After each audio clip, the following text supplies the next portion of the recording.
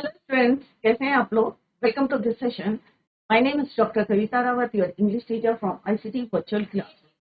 Today we will continue our previous topic, that is note making. बच्चों, yesterday we discussed the rule of how to prepare the notes and what are the importance of note making. क्यों बनाते हैं हम notes? It is easy to carry or to take in the class, to share. अगर हमें share करना अपने classmate को तो भी इजी रहता है, या क्लास में अगर हमें एग्जाम में ड्यूरिंग द एग्जाम रिवाइज करना है तो आप बुक लेके तो जाएंगे नहीं बच्चों, तो it is easy to carry. तो इसलिए हम नोट मेकिंग करते हैं। और कौन कौन से रूल हमने यस्टरडे डिस्कस करे थे बच्चों? फर्स्ट पॉइंट था do not use the complete sentences. Complete sentences आपको यूज नहीं करने हैं, फ्रेजेस आपको यूज करने हैं, शॉर्ट फॉर्म्स आपको यूज करनी है, abbreviation use, symbols you can use while making your note making. तो ये कुछ बातें हैं जो आपको याद में रखनी है। और जो भी हम नोट्स बनाते हैं, जो भी हम पॉइंट्स बनाते हैं, कैसे बनाते हैं, yesterday we discuss. One point है तो वन का जो है मेन पॉइंट है, मेन पॉइंट के सब पॉइंट है, सब पॉइंट के भी अगर आपको पॉइंट्स मिलते हैं पॉइंट्स हैं तो 1, 1.1, 1.1.1 इस तरह से आपको जो है नंबरिंग करनी है। और उसके बाद जो समरी बनानी है with the help of these points. ये मत सोचे कि समरी जो to me summary it is very difficult. It is not difficult. Use your notes while making your summary. जब भी समरी लिखेंगे आप तो अपने नोट्स को आप उनमें यूज कर सकते हैं इन अ कंप्लीट सेंटेंस। समरी में हम कंप्लीट सेंटेंस यूज करते हैं। इन the summary don't use phrases, उसमें आप फ्रेजेस यूज नहीं करेंगे। और जो भी हमने फ्रेजेस या ग्रुप ऑफ वर्ड्स लिखे हैं आपके नोट्स में, उन्हीं को आप कंप्लीट सेंटेंस में लिख सकते हैं समरी में। क्लियर बच्चों? एंड गिव द सुटेबल और appropriate title to that summary. Is it clear? तो इस तरह से हमें समरी बनानी है। कल हमने एक एग्जाम्पल करा था, अभी उसी को कंटिन्यू करेंगे। तो सारे बच्चे फोकस करें, 8 मार्क्स का आपको आता है। ये हमने जो है कल यस्टरडे वी डिस्कस कि अब आप जो नोट मेकिंग करते हैं तो नोट्स भी ऐसे होने चाहिए जो रीडेबल होने चाहिए, इसीलिए लॉजिकली होने चाहिए, स्ट्रक्चर्ड होने चाहिए according to the format. The main purpose of key to abbreviation to facilitate understanding for the other readers too. तो आप की ऑफ एब्रीविएशन आप यूज करनी है, वो भी जो है उसके बाद लास्ट में at the end of your notes क्या देना है आपको? की टू एब्रीविएशन, सो दैट कि आप जो अगर किसी से शेयर कर रहे हैं नोट्स तो उसको भी जो है इजीली समझ में आए बच्चों। नेक्स्ट पॉइंट हमने पढ़ा था बच्चों, प्रिपेयर नोट्स यूजिंग फ्रेजेस। जैसे अभी मैंने आपको बताया फ्रेजेस आपको यूज करने हैं, don't use complete sentences. The topic of each paragraph जो होते हैं क्या बच्चों, that is your main point, the central theme and the ideas affiliated. और इस पॉइंट के अंदर में जो भी आपके जो पॉइंट्स बनते हैं दैट आर फॉर सब पॉइंट्स। और सब पॉइंट्स के भी अंडर में होंगे तो वो क्या होंगे? सब सब पॉइंट्स। वो अभी हम लेटर डिस्कस करेंगे। Sub points should be limited to 5। Each sub point may or may not have supplementary idea. कई बार होता है उनके अंदर भी जो है सप्लीमेंट्री आइडिया, सम टाइम और मे नॉट, कभी होते हैं कभी नहीं भी होते हैं। तो अगर होते हैं क्या नाम रखेंगे आप? सब पॉइंट 1.1.1। अदरवाइज सिंपल आपको जैसे करना है तो सब point may or may not have supplementary ideas become सब पॉइंट्स। अगर सब पॉइंट के अंदर भी आपके सप्लीमेंट्री आइडियाज होते हैं तो उन्हें क्या कहते हैं? हम सब पॉइंट्स कहते हैं। इज इट क्लियर बच्चों? तो हम कैसे नंबरिंग करेंगे उसकी? जैसे suppose it is your first point, ये मेन पॉइंट हो गया, 1.1 क्या हो गया आपका? सब पॉइंट हो गया। यहाँ पे लिख लेते हैं, दिस इज योर सब point, this is your main point. अगर आपके सब पॉइंट के अंदर भी आपके सप्लीमेंट्री आइडियाज होते हैं तो कैसे हम लिखेंगे बच्चों? 1.1.1, 1.1.2। Is it clear? आपको नंबरिंग करनी नोट्स। Is it clear?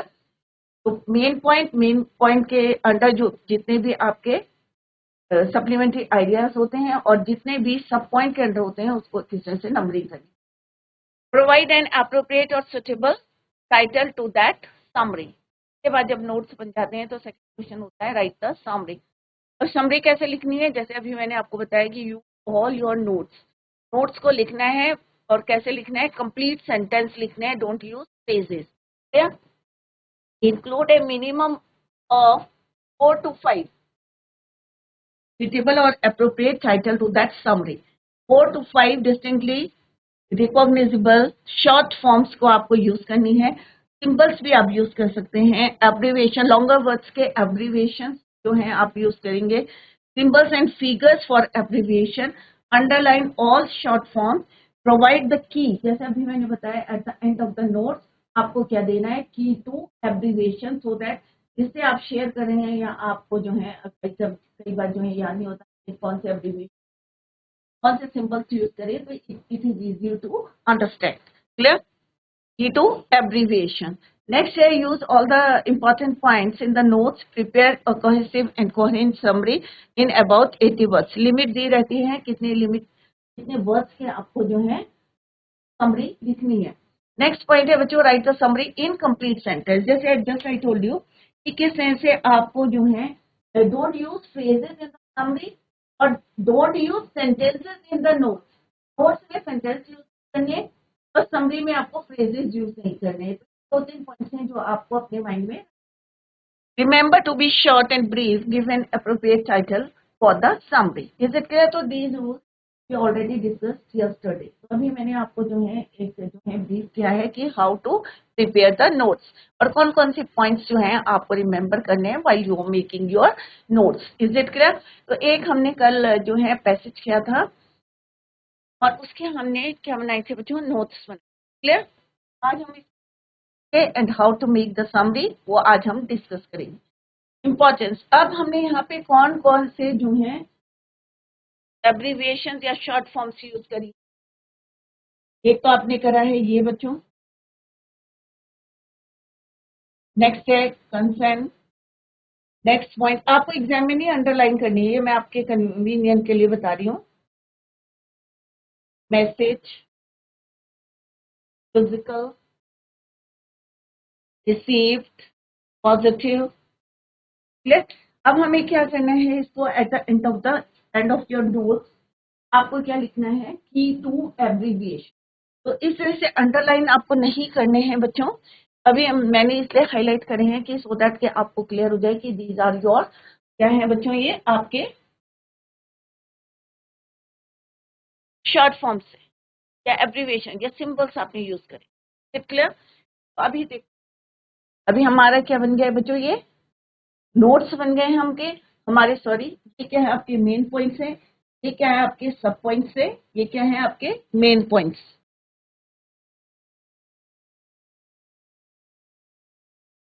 ये मेन पॉइंट है और ये क्या है आपके सब पॉइंट. यहाँ भी मैंने आपको बताया मेन पॉइंट, सब पॉइंट, सब पॉइंट, क्योंकि इसके अंदर में सप्लीमेंट्री आइडियाज हैं तो हमने उसको क्या नंबरिंग करी, सब पॉइंट. Is it clear? अब हमारे नोट्स बन गए. Let's how to make the summary. अब हम देखते हैं कि समरी हमें कैसे बनानी है. Clear? Use all these your notes while making your summary. अब हमने देखा यहाँ पे लिस्ट ऑफ एब्रीविएशंस, हमने EFF यूज करा था फॉर इफेक्टिव. क्या है इफेक्टिव? कंसंट्रेटिंग या कंसंट्रेट, मैसेज, रिसीव, फिजिकल. ये सिंपल यूज करा था पॉजिटिव के लिए होता है. Importance, speaker. तो ये क्या है हमारे लिस्ट ऑफ एब्रीविएशंस हैं जो हमने यूज करी for long words. Right the summary of the passage in not more than 8 words. Words की क्या लिखनी. सुटेबल टाइटल क्या हो सकता है बच्चों, अभी हम पहले लिख लेते हैं और then a suitable title to that summary. अब हमारा पहला पॉइंट क्या था बच्चों, effective listening.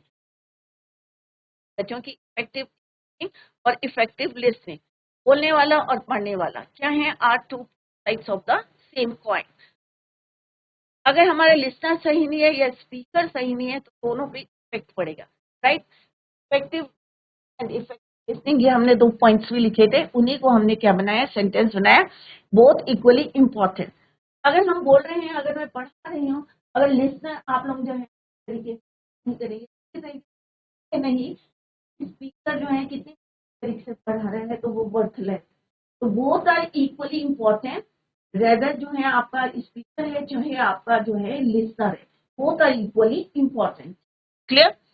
And incompetent listener, अब हमने शॉर्ट नोट्स में क्या बनाया था बच्चों, incompetent, why incompetent listener fail, क्यों फेल हो जाते हैं, तो हमने इसको जो है एक सेंटेंस में लिखना है आपको। An incompetent listener will always fail as the drifts away from counter. पढ़ाई से जो है ध्यान इधर उधर भटक जाते हैं, या एंड फाइनली फिल्टर्स कंपेट करते हैं, एंड फाइनली फिल्टर करते हैं what the speaker is saying, और इसमें रिएक्ट भी कर सकते हैं कि after that they react. To be a good listener, अब नेक्स्ट पॉइंट हमने क्या लिखा था बच्चों, गुड लिसनर कैसे बन सकते हैं। Good listener concentration is important combined with mental and physical alertness. तो दो पॉइंट हमने लिखे थे, फिजिकल और मेंटल अलर्टनेस। अगर हमारी फिजिकल अलर्टनेस है, ऑब्वियसली मेंटली भी जो है आप क्लास में अटेंटिव रहेंगे। तो देखो बच्चों, वही हमने यहाँ पे लिखा है जो हमने पॉइंट्स लिखे हैं कि इफेक्टिव स्पीकिंग और इफेक्टिव लिसनिंग, राइट, और बोथ आर क्या है, इक्वली इम्पोर्टेंट। नेक्स्ट हमने पॉइंट लिखा था कि वाई इनकम्पिटेंट, यही हमने वहां पे लिखा कि क्या क्या होना चाहिए कि उनके जो अटेंशन रहता है, काउंटर करते हैं, आर्गुमेंट्स, काउंटर आर्गुमेंट्स करते हैं, और फिर वो कंपेट करते हैं, और then filter and react. Next point हमने यही लिखा है कि listener to be more effective, क्या कौन से तरीके हैं जो लिसनर हैं मोर इफेक्टिव, कंसंट्रेट, क्या लिखेंगे, इज इट क्लियर बच्चों, तो from counter argument competes and find. अब नेक्स्ट पॉइंट तो हमारा notes, and what the speaker is saying, good listener, good listener के लिए कंसंट्रेशन इज इम्पोर्टेंट, और आपको जो good listener concentration is important combined with mental and physical alertness. The importance of other factors like note making and posture cannot be ignored. इसको भी हम ignore नहीं कर सकते। All these are, और हमें पता चलता है जब हम पढ़ा रहे हैं कितने बच्चे जो है नोट्स बना रहे हैं, कितने बच्चे इंटरेस्ट ले रहे हैं, ये इसको भी हम जो है इग्नोर नहीं कर सकते। Points are also very important. Clear? The importance of other factors, right? All these are effective listening skills. जब भी कोई टीचर पढ़ा रहा है और आपका ध्यान नहीं है, तो ऑब्वियसली आपकी समझ में नहीं आएगा कि टीचर ने क्या पढ़ाया है। And are viewed as a positive by the, और उसका इफेक्ट किस पे पड़ता है बच्चों, ऑब्वियसली स्पीकर पे। अगर मैं पढ़ा रही हूँ, आप ध्यान नहीं दे रहे, राइट पॉस्चर नहीं है, मेंटली एंड फिजिकली आप जो है अटेंटिव नहीं है, तो ऑब्वियसली आपके कुछ समझ में नहीं आएगा, और जो पढ़ा रहा है ये भी जो है क्या होगा, वो ऑब्वियसली का भी जो फ्लो होगा, इंटरेस्ट लेंगे पढ़ाई में, क्योंकि नहीं ले रहे। तो listener and speaker both are क्या है, इफेक्टिव है। Effective speaking, effective listening are two sides of the same coin. Both are equally important. They have an impact not only on the listener but also on the speaker. ये सारी चीजों का effect किस पे पड़ता है, listener, on the listener and as well as on the speaker. तो इस तरह से आपको समरी, अभी हमने जो समरी लिखी है, हमने क्या यूज करा है बच्चों, ऑल द नोट्स, जितने भी हमने नोट्स बनाए थे उन्हीं को हमने सेंटेंसेस बना के जो है कंप्लीट किया है। I hope all of you understood how to make the summary and how to make the notes. अब सुटेबल टाइटल देना है, तो ऑब्वियसली इसका टाइटल क्या होगा बच्चों, the art of effective listening, and आप स्पीकिंग भी कर सकते हैं, ऐड कर सकते हैं, the art of effective listening and speaking. तो मोस्टली यहाँ पे डिस्कस करा है कि इफेक्टिव लिसनिंग, तो most suitable title for this summary is your art of effective listening. कितने मार्क्स का आता है बच्चों एग्जाम में, तो सारे जाए, और जहाँ पे आ रहा है तो आप लोग जो है अपने डाउट्स को क्लियर कर सकते। क्लियर? लिस्ट ऑफ एब्रिविएशन छोड़ना नहीं है, आपको ये लिखना है at the end of the notes. Clear? Summary कैसे बनानी है, अब जैसे मैंने कई बार देखा है कि बच्चों को लगता है कि how to make the summary, और उन छोड़ के आ जाते हैं, बट आपको छोड़ के नहीं आनी है बच्चों समरी। समरी आपको नोट्स से बनानी है। नोट्स में हम फ्रेजेस यूज करते हैं, but in summary we use complete sentences. Is it clear? Next एक और हम प्रैक्टिस करते हैं बच्चों, और उसके बाद जो है आप में करेंगे। Read the passage given below and answer the following question. अब फर्स्ट जो हम पढ़ेंगे, रीडिंग करेंगे, तो हमें पता चल जाता है it is based on which topic. Clear? So let's read the question answers given at the end of the passage. First question क्या है बच्चों? On the basis understanding of the above passage, make notes on it using headings and subheadings. तो यहाँ पे आपको दिया गया है कि हेडिंग्स बनानी है, सब हेडिंग्स बनानी है, या सब पॉइंट्स बनाने हैं। यूज, अब देखो क्या पॉइंट्स दिए हैं। Use recognizable abbreviation wherever necessary, minimum 4। आप एब्रीविएशन यूज कर सकते हैं व्हाइल मेकिंग योर नोट्स, और मिनिमम कितने बोले हैं आपके एग्जाम में? 4 बोले हैं पैसेज में, minimum 4, and a format you consider suitable. Also supply a title to it. Write a summary of the passage in about 80 words. तो ये क्वेश्चन ये हैं। अब हमें क्या करना? First question is your make the notes. अब कैसे नोट्स बनाने हैं वो ऑलरेडी हम डिस्कस कर चुके हैं। द पैसेज क्लियर बच्चों? The most alarming of man's assaults upon the environment is the contact of air earth. अब फर्स्ट पॉइंट क्या बनता है बच्चों? कोई बता सकता है बच्चे? अभी हमने डिस्कस करा था in the previous passage how to make the notes. और फर्स्ट पॉइंट जो है इट इज वेरी इजी कि फर्स्ट पॉइंट क्या बनेगा बच्चों? The most alarming of man's assault, इस पे है अपॉन द एनवायरमेंट। अब इसके जो है मेन हेडिंग, इसके अंडर में जितने आएंगे वो क्या होंगे? आपकी सब हेडिंग्स होंगे। फिर बच्चों सब हेडिंग क्या होगी? Contamination of air, earth, rivers and sea with होते हैं लीथल मटेरियल। लीथल मटेरियल क्या होता है? Product like garbage. ये हो गया आपका। This pollution is for the most irrevocable. तो फर्स्ट पॉइंट ये हो गया बच्चों आपका। Earth, river and sea with lethal material. Clear? तो एक पॉइंट मिल गया हमें, और इसका सब पॉइंट मिल गया बच्चों 1.1। Most alarming assault by man on environment. अब यहाँ पे हमने क्या यूज करा? उसकी शॉर्ट फॉर्म यूज करी, एनवायरमेंट। फर्स्ट पॉइंट अभी मैंने आपसे डिस्कस करा है कि क्या है बच्चों? Contamination of air, earth, rivers and material. दूसरा अभी हमने पढ़ा था बच्चों पॉल्यूशन। अब यहाँ पे भी डिस्कस करा है शॉर्ट फॉर्म यूज करके।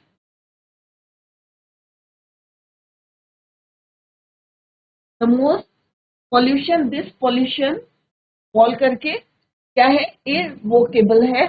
The chain of evil it initiates is for the most part of irreversible. Next point क्या आएगा? केमिकल्स। अब क्या पढ़ रहे हैं हम यहाँ पे? केमिकल्स के बारे में पढ़ रहे हैं। कंटामिनेशन ऑफ एनवायरमेंट, किससे कंटामिनेशन हो रहा है? केमिकल से हो रहा है। तो जैसे जैसे आप पढ़ेंगे वैसे वैसे आपको नोट्स बनाने हैं। क्लियर बच्चों? तो फर्स्ट पॉइंट हमारा क्लियर हो गया, और हमने यहाँ पे शॉर्ट फॉर्म्स भी उसकी यूज किए।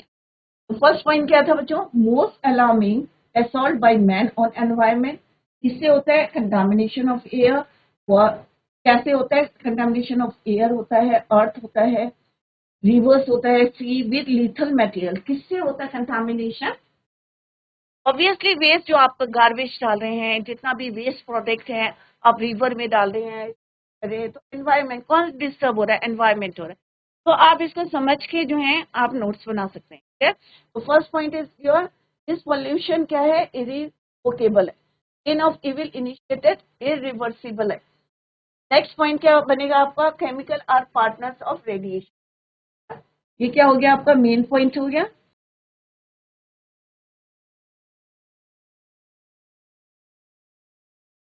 और ये क्या हो गया? आपके सब पॉइंट्स।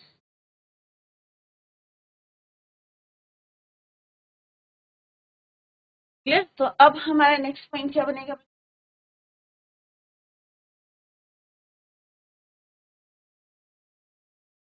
यहां तक हमने पढ़ा था, तो हमने देखा, हमने इसको 3 पॉइंट्स में कवर कर लिया। This in this contamination of the environment, chemicals क्या है? Are the partners of radiation. तो आपको क्योंकि यहाँ पे फ्रेजेस यूज करने हैं, not the complete sentences, complete sentences use नहीं करने हैं, आपको फ्रेजेस यूज करने हैं। क्लियर बच्चों? फ्रेजेस क्या होते हैं? Group of words. Don't use complete sentences. जैसे अभी हमने रूल्स पढ़े थे बच्चों, तो किसी कोई बच्चा खड़े होके ये बताए कि कौन कौन से रूल्स हमें याद करने हैं वाइल मेकिंग या रिमेम्बर करने हैं while making your notes.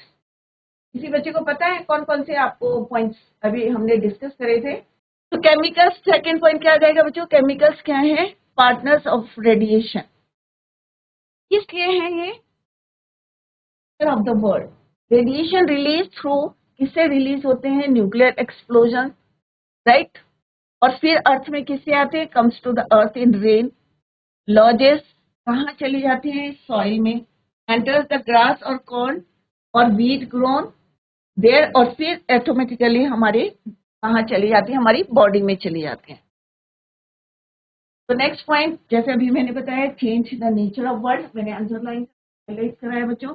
Radiation release through nuclear explosion into the air.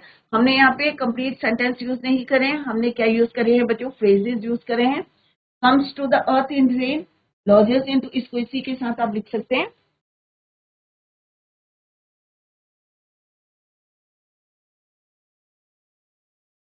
Into the soil,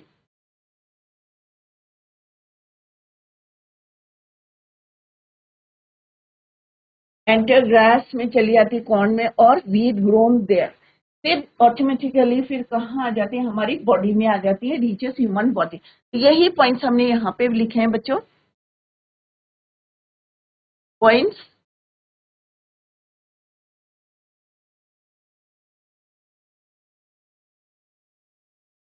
second point है chemicals are the partners of this. 2.1, 2.2,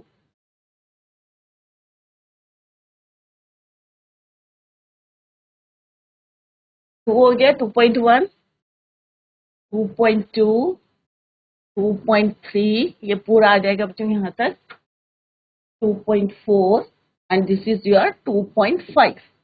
is it clear? तो इस तरह से आपको नोट्स बनाने हैं एग्जाम में। नेक्स्ट पॉइंट है बच्चों, there to remain until his death. तो इतने ही पॉइंट्स है, 2.5 तक हमने जो है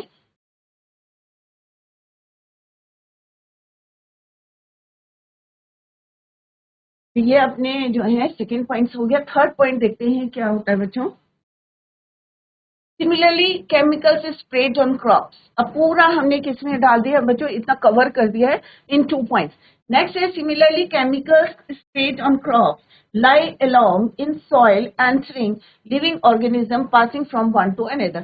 तो नेक्स्ट पॉइंट क्या होगा बच्चों? केमिकल्स स्प्रेड ऑन क्रॉप्स, उसका क्या इफेक्ट होता है? Poisoning and death, underground streams until they emerge, combined into new forms that kill vegetation, sicken cattle, harm those who drink from once pure wells। कि जो भी हम केमिकल डाल रहे हैं कहाँ किया जाता है बच्चों? या तो हमारी वेजिटेशन में हम स्प्रे कर रहे हैं, कैटल्स हमारे बीमार हो जाते हैं। क्लियर? कहते हैं ना बच्चों, जो भी आप वेजिटेबल्स या फ्रूट्स लेके आते हैं डायरेक्ट आपको खाने नहीं चाहिए, आपको क्या करना चाहिए? उसको डिप करके रखना चाहिए सो दैट उसका इफेक्ट कम हो जाए। क्लियर बच्चों? तो डायरेक्ट कभी भी ना कहे, don't use fruits and vegetables directly. Clear? नमक के पानी में या जो है आप डिप करके उसके फॉर 5 मिनट। तो यहाँ पे यही बताने की कोशिश करी है। कोई भी पैसेज आता है उसके कोई ना कोई जो है मैसेज होता है कि जो भी आपका जो है मैसेज है, जैसे एनवायरनमेंट से रिलेटेड है, तो आप जो है ऑब्वियसली कुछ पॉइंट्स आपको बात को जो है लर्न होती है हमें। नेक्स्ट पॉइंट अभी मैंने जैसे केमिकल करिए, trade on crop life long in soil enter living organism करा, passes from one to another in of poisoning and death, passes an underground stream, combines in forms, took millions of years to produce life that habitat inhabits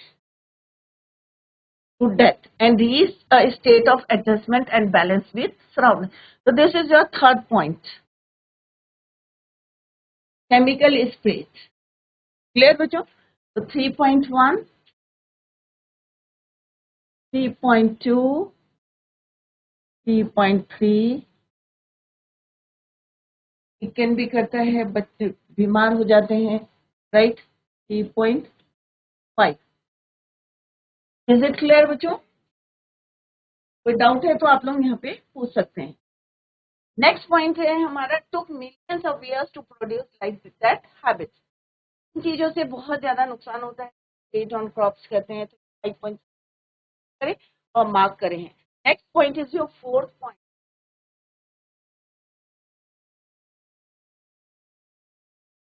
this is your fourth point.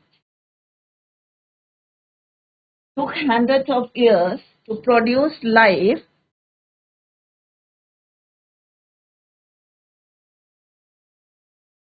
that now inhabits the earth and is in a state of adjustment and balance with its surroundings. The environment contained elements that were hostile as well as supporting. Even within the light of the sun, there was short wave radiation with power to endure. Given time, life has adjusted and a balanced is. For time is an essential ingredient. अब यहाँ पे क्या है? Fourth point is your कि इसको कितना time लगता है बच्चों to produce the life? 100 of years. Clear? तो नेक्स्ट पॉइंट है हमारा, took millions of years to produce. तो यहाँ पे हमने years to produce life that inhabits earth.